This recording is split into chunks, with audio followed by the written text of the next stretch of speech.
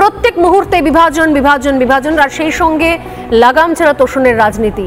ভরা মঞ্চে মুখ্যমন্ত্রী মমতা বন্দ্যোপাধ্যায় তোষণ চালিয়ে যান, আর বিধানসভায় দাঁড়িয়ে সেই মুখ্যমন্ত্রী নিজের ব্রাহ্মণত্বের পরিচয় জাহির করেন তো।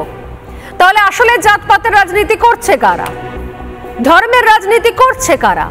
কারণ জানেন সহজে জাতপাতের রাজনীতি করলে, ধর্মের রাজনীতি করলে, সংখ্যালঘু তোষণ করলে, মন্দির বা পুণ্যস্নানকে গালিগালাজ করতে পারলে এই নিয়ে আলোচনা হবে, আমাকে আর জবাবদিহি করতে হবে না শিল্প নিয়ে, শিক্ষা নিয়ে, উন্নয়ন নিয়ে।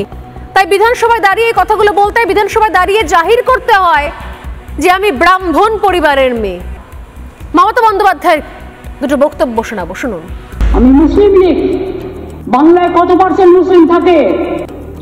তারা খাবে না, তারা পড়বে না, তারা স্কুলে যাবে না, তাদের মারতে হবে, তাদের খুন করতে হবে। একটা ধর্মের নামে এত কুৎসা করছেন, একদিন তারা যদি একটা আন্দোলনের ডাক দেয়, আপনি নিজেকে সামলে রাখতে পারবেন তো?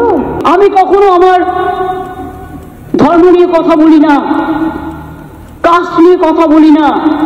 আমার একটা কবিতা আছে যে পদবিটা না থাকলে ভালো হতো, কিন্তু জেনে রাখুন যিনি হিন্দু ধর্মের কথা বলছেন, আমিও কিন্তু ব্রাহ্মণ পরিবারের মেয়ে।